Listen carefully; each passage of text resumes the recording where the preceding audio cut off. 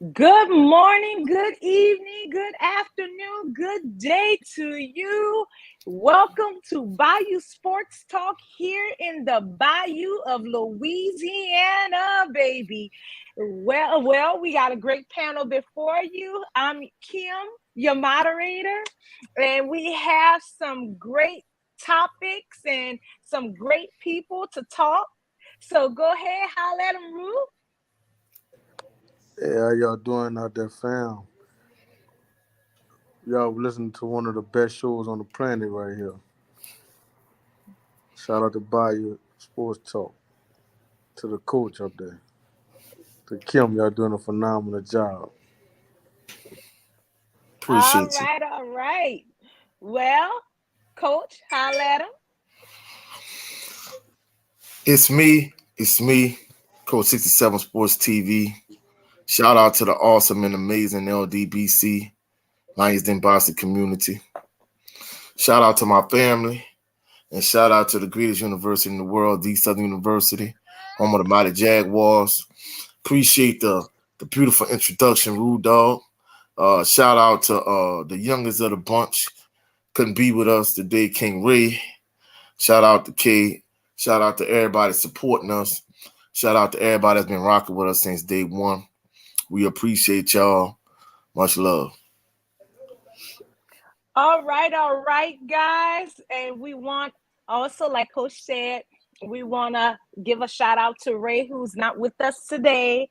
So we're going to go ahead and get started, guys. We have some great topics. So let's go ahead and show them our topics. We're going to go ahead and get started first with college football. It's been a great season, and we have some action going on, like in Carolina and Southern. They've been up and down, and so we have some great topics. So go ahead and tell them what's your thoughts, Ruth? Oh, you said, oh, me? What I think? Tell me Huh? what's Oh, your thoughts. Who are you rooting for, and who's impressing you? And tell me your thoughts. right now, I'm a home man. I'm gonna go with them Tigers. I like the way we bouncing back. Everything like that. But the bandwagon team right now in college football, everybody knows. Colorado. Everybody a fan of what they got going on. The swag they toting over there. They down right now big, but maybe they could come back the second half. Who knows? But the team that's catching my eyes right now is I want to see what Notre Dame gonna do today. They're playing Ohio State, so I want to see what they kind of gonna do. And they are different little teams like our other team out here in the state of Louisiana, Tulane. They've been playing some good little ball. The number one quarterback USC. So I want to see what a kind of lot of guys gonna do today. And they got a lot of ranked teams, playing each other today. So that's what kind of I'm looking forward to. But the biggest surprise, I ain't gonna say the biggest surprise, but the best player right now is hands down. I think guy can play on both sides of the ball, good as he is. And and you went out. I'm sorry, but you went out, Ruth. So who's that team that you say they're playing some good ball? Right now, I No, mean, no, no. It was which player you was getting to. I think you was talking about maybe Travis Hunter. Travis Hunter is the best player in college football right now. He's the best player in football right now. But a team that I want to see the most. I want to see what LSU gonna do after their first loss. I want to see how you can bounce back and make a run for the West. And I want to see. You got to play some tough team like Georgia. I mean, not Georgia, Alabama, Auburn. You still got a rough schedule. So I want to kind of see what them Tigers gonna do and Jalen Daniels. They've been looking impressive in the last 2 weeks. So I kind of want to see what they're gonna do in the SEC.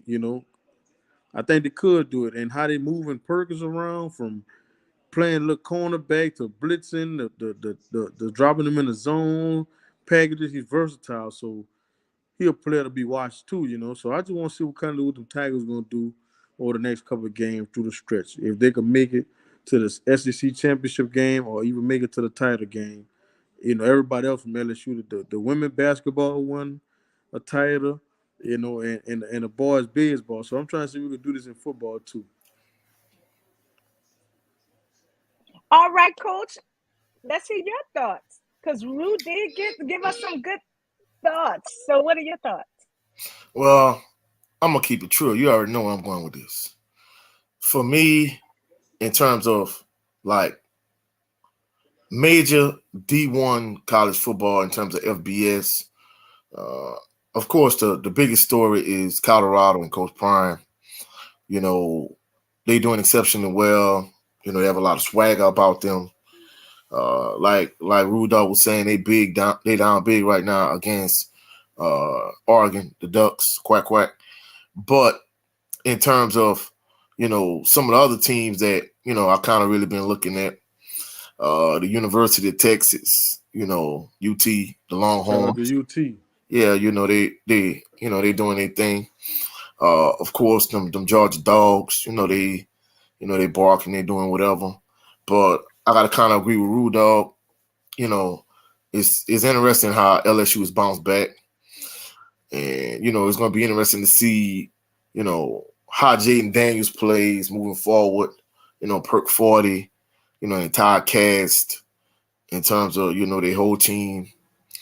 But of course, me personally, you already know where I'm going with this. The thing that's the biggest story to me, the thing I'm keeping my eye on the most is the drama on the yard, on the bluff, surrounding A.W. Mumford Stadium. My Jags, they struggling right now. They 1-2. They got their first win. They got their first win last week against Alabama A&M. Right now, a lot of Jaguar Nation, they want fire the athletic director, former head basketball coach, and current AD at Southern, Roman Banks. They definitely want fire head coach Eric Dooley. They think he stumped Mitchell 2.0, with all the Gucci paraphernalia and trying to look fly and be cute and all that, and just so laid back and nonchalant. And of course, a lot of them want Harold Blood out as the starting quarterback because, you know, even though he might be Southern's best option to win right now, the fact that him and Coach Dooley and Roman Banks, they all fraternity brothers, as like a conflict of interest. And then in addition to that, the way Coach Dooley had handled the whole Bashawn McCray situation last year, like Jaguar fans don't have no faith and confidence in him, even if Harold Blood is the best option. They won't see what some of these other quarterbacks could do, like Noah Bolton, like Dylan Marotta. And, word on the curb is like the most talented quarterbacks on the roster, the two true freshmen, Zay Tested from Scotlandville High and Jalen Woods from Georgia. So for the most part, at the end of the day, I mean, it's a train wreck, it's a fiasco. A huge portion of the Jaguar Nation, they want Coach Eric Dooley fired as the head football coach. They want Roman Banks out as the AD. And they want Coach Dooley to open up the quarterback competition from Harold Blood to Dylan Marotta, Jalen Woods. They tested Noah Barton, Grambling transfer. So it's going to kind of be interesting to see because, for the most part, Taj Brown, he's not having as big a season as I thought he would have had. I think him moving from nose guard to defensive end, he getting pressure, but he's not getting as many sacks. The defense is undisciplined. But the offense, they trash. They rely on the defense way too much. The offensive line play is mediocre at best. Harold Blood, the quarterback, when he makes quick throws, he does a good job. However, oftentimes he holds the ball too long. And in addition to him holding the ball too long, he overthrows a lot of passes. He underthrows a lot of passes. He gets sacked a lot. So it's going to be interesting to see what the Jags do moving forward. They got a bye week this week. They play against Pine Bluff next week. And then the following week, FAMU comes to A.W. Mumford Stadium. If FAMU blows out Southern the way many people project, it could be bad for Coach Dooley. He might no longer be a job. So that's why a lot of people call him Stump Mitchell 2.0. But for me, that's the biggest story. Of course, I know from a national standpoint, it's Colorado. But for me, it's all about my Jags. You know what I'm saying? That's what's up, coach. And I really hope things turn around for the Jaguars, because that's home. That's home, Shout as out to the well as greatest with university. LSU. Shout out to the as greatest university. and as well as, LSU, because that's home as well, here in Louisiana. So, and not just LSU and Southern, but for all Louisiana schools, much love to you all. And so, guys, let's talk about our next topic. Let's hit those home NFL players, the Saints. Coach, start us off. What are your thoughts? Right now, I'm not gonna lie, I'm really liking what the Saints doing. Uh, the defense, the defense is dominant. Carl Granderson playing well. Cam Jordan doing his thing. Demario Davis. Lattimore, he locking stuff down. I'm really digging the Saints defense. Offense, they have a lot of weapons. With with Mike Thomas, he seemed like he's rounding back in the form. Chris Olave, Rashid Shaheed. Uh, but the offensive line is like the major issue. Trevor Penning, he's not playing well at all. He's struggling big time. Even Ryan Ramczyk at one point, Ryan Ramczyk was a dog at right tackle for the Saints. He's getting beat a lot. Both tackles are getting beat a lot. It's crazy once they let Teron Armstead go, even though Teron Armstead was often injury prone. It's like since Teron Armstead is left, it's like the offensive line is not the same chemistry, the same continuity, and Andrews Pete, his policy for Teron Armstead, and he was just as injury prone as Armstead. He's no longer starting. So for the most part, of course, I always thought that they overpaid for Derek Carr. I think he a good, solid, serviceable quarterback, but I don't think he's no franchise quarterback. And I think they gave him franchise quarterback type money. So I think at the end of the day, I think it's just important that, to me, it's just important that they fix the issues with the offensive line, that Derek Carr makes better decisions and not, have these dumb interceptions that he's been throwing. And I think at the end of the day, they're doing good. I expect them to win it in Green Bay tomorrow. And I'm liking them. I think they just need to, fix the offensive line, play with Penning and Ramczyk, and, line play up front. Of course, Miller coming back tomorrow, so that should improve their running game. Of course, Kamara comes back next week. Even though Williams got hurt, I think they should get Taysom Hill more touches. But for the most part, I'm liking what I'm seeing. The fact that you have 3 teams in the NFC South that's undefeated at this point, that's going to change, once the schedules get harder. Hopefully the Saints run the table in the division, go 8-0 in the division, and they win the NFC South, and they make a deep playoff run and hopefully win a Super Bowl. Okay, so Rue, what are your thoughts? Man, he hit I all the know nails. you. Huh? I know you have something to say about those Saints. What are your thoughts? Man, Coach Dan that said it all for me. I ain't even get a chance to say a word.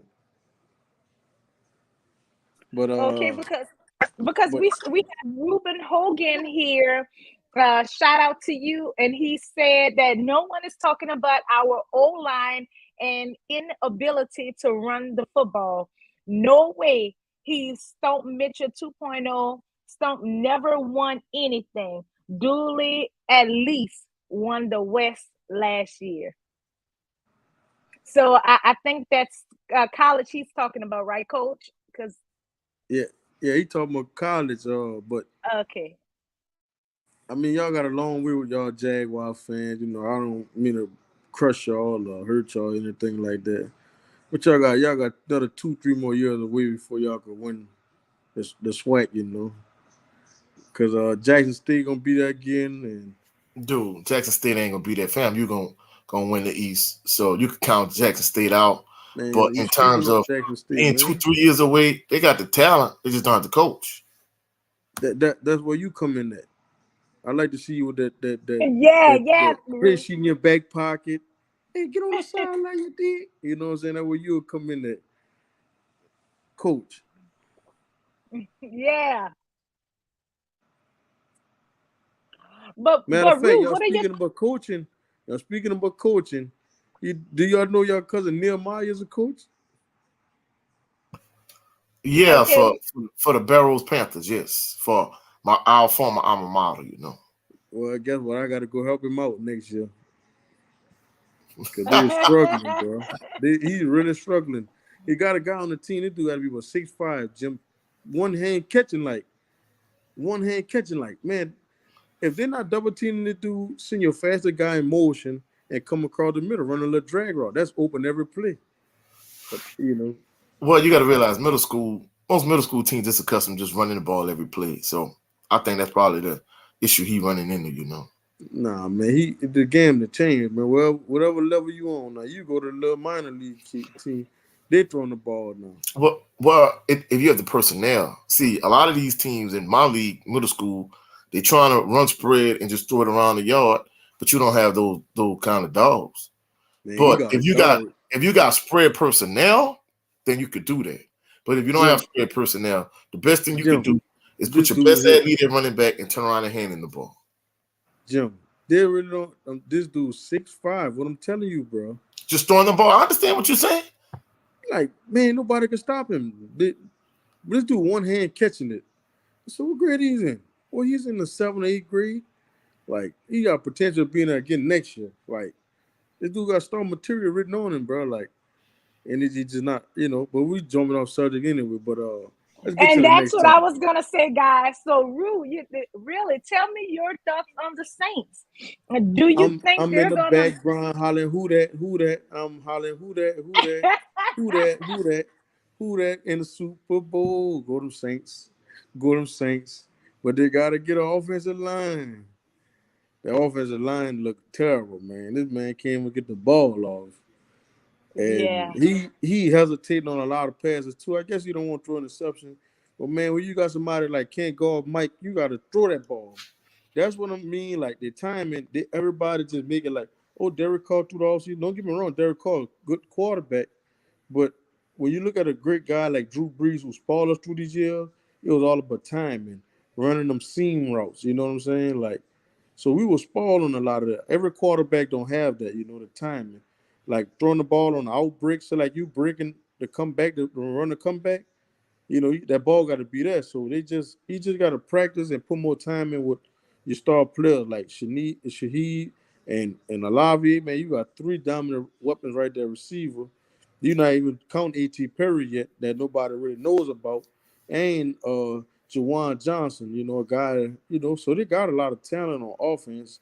Even Jim out there still blocking and making a play or two.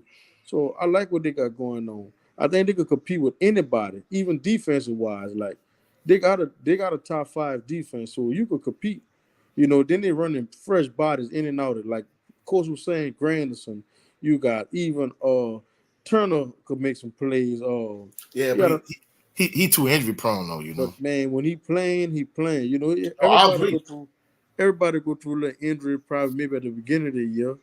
I mean, beginning of your season, you know what I'm saying? Because you're making the transition too. So I wouldn't count him out yet. And you got Cam on the other side. You even got Saunders. All them guys making plays up there. So I like what they're doing from the defensive wise. You got Demario Davis, a man 35 years old, still running and tackling like he 19, 20. So Pete Warner, he coming around for a lot of people. Even Alante Taylor jump a lot of routes. Allen Thielen with their throwing to last week. You know what I'm saying? Just couldn't hang it in, bring it in, but they got a lot of stuff, even with a Debo, Lattimore, or even a Honey Badger playing a little better this year. So they got a lot of things on each level on the defense that could carry them to like a Super Bowl contender team.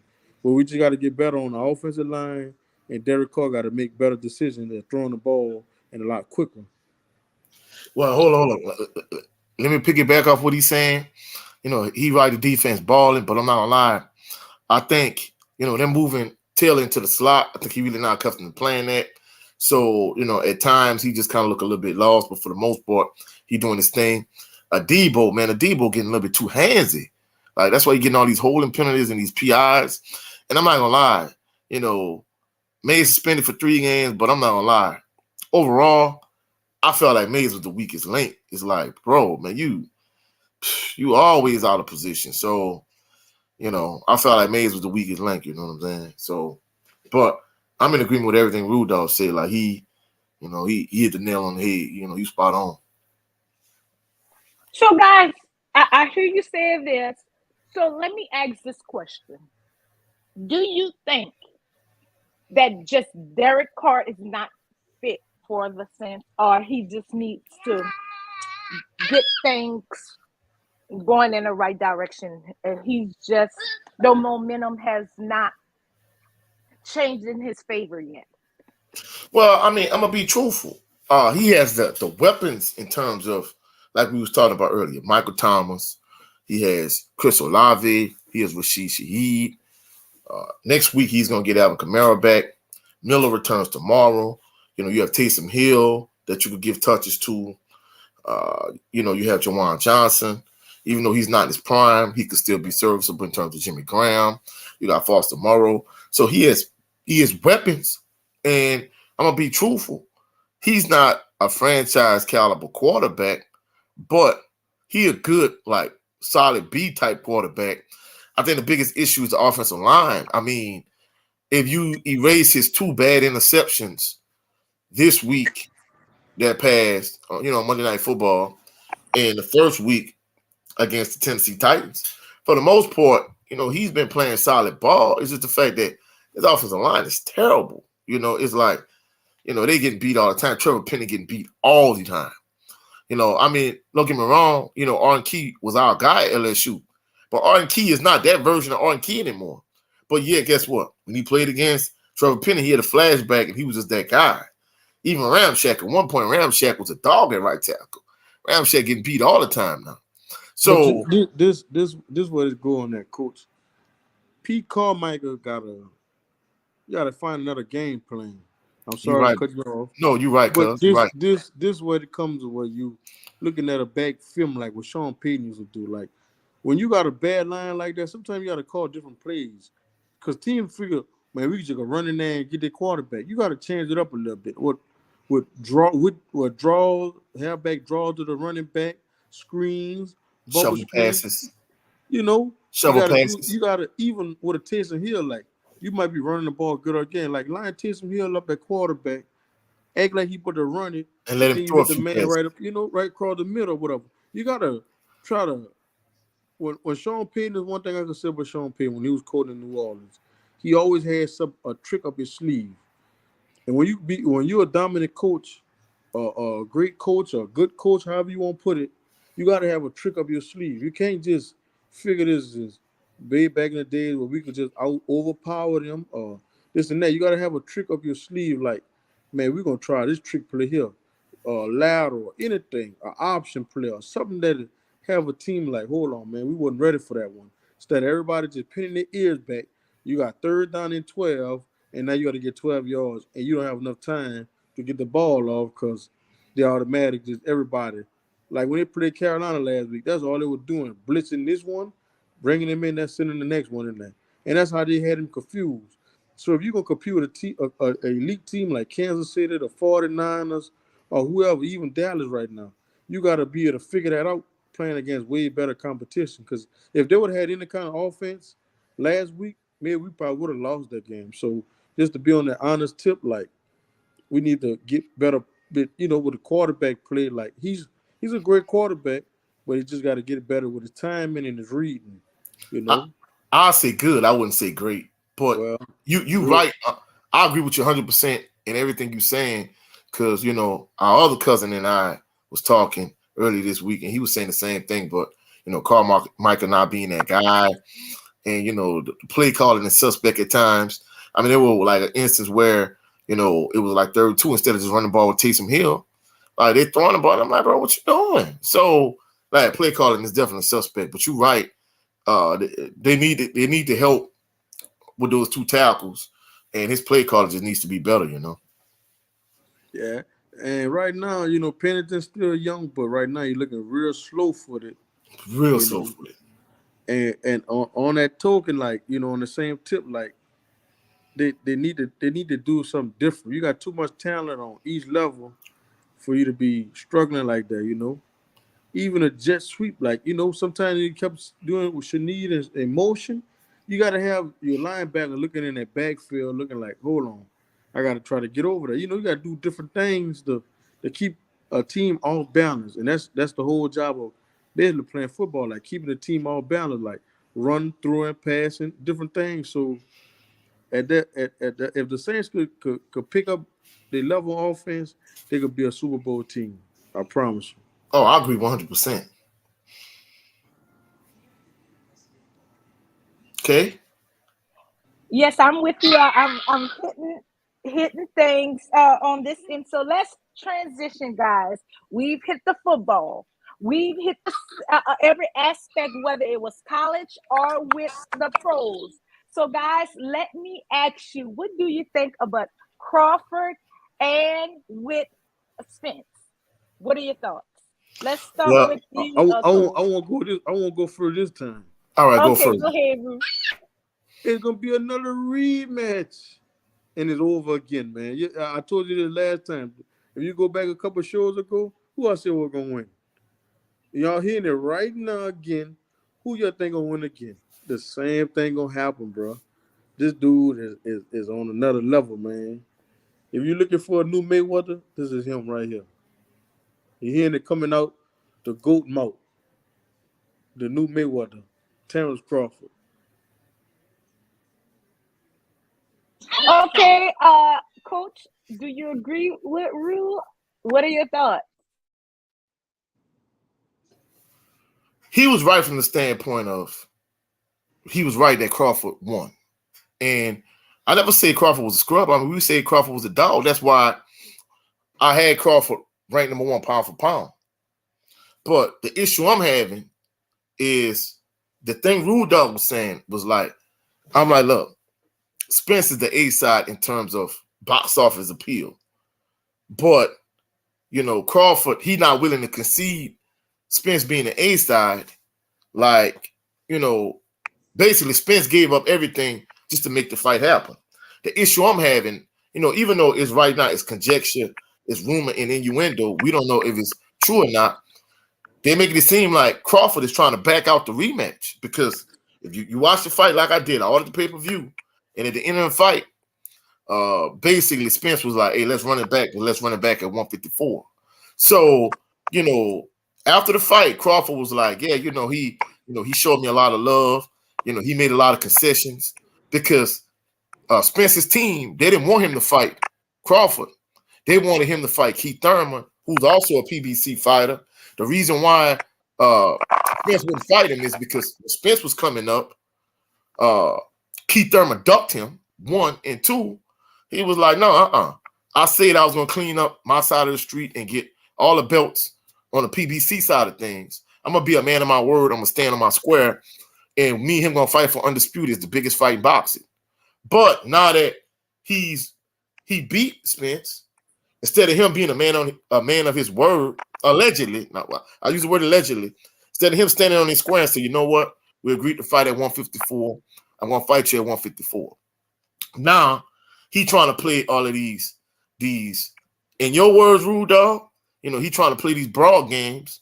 Oh no, we're gonna fight. We're gonna fight again. We're gonna fight at 150, 147. Think about it, I man. want to keep Think about my welterweight title. I want defend it. Blah blah blah blah. Nah, he willing to go up to because Crawford is an undisputed welterweight champion of the world. Right? Charlo, who's friends with Spence, is the undisputed junior middleweight champion. So Charlo went up to super middleweight to fight Canelo for the undisputed super middleweight championship of the world. So Crawford is willing to go all the way up to 168 and fight the winner of that fight, but yet he don't want to fight Spence in a rematch at 154. So it kind of man, seems like you want every advantage that you could get And in No, addition to that, you missing the whole point, Coach. I'm in the no, no, cut no, you no, no, off, no. bro. The point of this topic is the fact that Crawford is, he seemed like he trying to wiggle his way out the rematch. And even if he is gonna fight the rematch, it's like it's almost looking like Spence's team was right. You shouldn't have conceded so much in terms of the negotiation because now he trying to use all the leverage he got. Hey, I'm an A side now. Like, nah, bro. Like if Spence would have operated the way you operated, y'all would have never fought. So why don't you just be a man of your word and fight him at 154 like you said you were, and you're gonna concede your A side just like Spence conceded his A side, and just let's make the fight. I mean, we're not arguing about who the better fighter is. We arguing about one, was Spence weight drain when they fought, and two, why not just be a man of your word and stand on your square and say, guess what? You gave me the opportunity to fight for undisputed. Hey, I'm gonna be a man of my word. I'm gonna do what I said I'm gonna do, and I'm gonna be fair in terms of the rematch. It's like, man, why you trying to play all these broad games? You know what I'm saying? Man, look, let me jump in there right quick. First of all, it's not no broad game. I done whoop you already. You gonna fight when I said we're gonna fight again. You had your chance. That's just like with you and anybody. We fought already. I'm gonna kick you behind. Guess what? You gonna fight when I said we're gonna fight again. If you wait 10 years to fight again, when they both all agree, guess what? I feel how people feeling. Oh, he wrong for saying that. No, I done did this already. We fight right now. We done made so much money. Let this fight kick off again. Maybe another 2, 3 more years, so we can have more money behind it. Well, first of all, that's the BS. That's the reason why a lot of fans don't want a lot of fight because yeah, Crawford did win the original fight, but based on your logic, see that's the reason why people like Wilder and people like Spence they regret giving up their A side and negotiating for these big fights because they call themselves trying to be fair and do the right thing and give the boxing fans what they want. But then, you got people like Tyson Fury and people like Bud Crawford and even people like Shakur Stevenson. Look, they get and they flip things around. So I'm not gonna lie, it don't pay you to be honest in the sport of boxing because guess what? You got all of these fighters. They try to make all of these, these broad moves. They move like some females. And at the end of the day, if he said the man gave you the opportunity to fight for undisputed. So it seemed like he should have just listened to his team and he should have stood on his square and he should have imposed his A side. Despite Rudolph saying, like, hey, me, I try to be a man of my word. If I say I'm gonna do something, I'm gonna do it. And it seems as if nowadays promises are like pie crust. They thin and easily broken, like in the words of Shannon Sharp. So at the end of the day, like, he talking all this, I won, so that's bull crap. If this man gave you the opportunity to fight for undisputed, and he was the A side, and he conceded the A side to be fair, it seems like he should have did what his team said, and he should have imposed his A side will. And that's all I got to say about that. It's like, you say you're gonna do something, be a man of your word. Do you have a rebuttal? Oh, well, we lost Rue, Yeah, we but lost. but one thing I will say, guys, it is not an argument, but it is a discussion, and everyone is you know has a passion behind the sports. That's one thing about sports. It brings out the love and the passion that you have for your team or your opponent or whoever it may be. So guys, this has been a great show. We want to shout out love to David Jackson. Thank you for watching, fam, and everyone else that is watching out there. We appreciate your time and your effort to support us. And Coach, is there any closing remarks that you would like to give us? All right. Again, shout out to the brother Ruben Hogan. Shout out to our brother David Jackson. Shout out to everybody that's been rocking with us since day one, that's been holding us down and supporting us. Unfortunately, we lost Rude Dog, but, much love to him.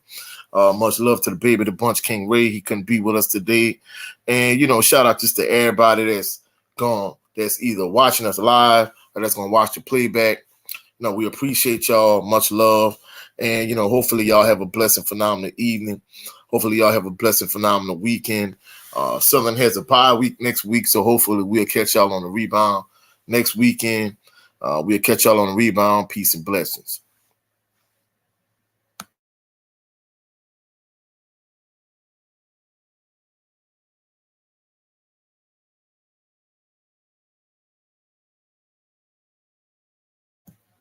You want me to close us out, Kay? Oh, I'm sorry. I was talking and I was on mute. I am so sorry, guys. But a closing quote for today is, it's not pressure unless you are not prepared. So we want to thank y'all for watching. Please like, subscribe, follow. And if you have anything you would like us to discuss, please put it in the comment section below. Thank y'all for watching. And hopefully we'll see you with Ray next week. We love you guys. Bye-bye.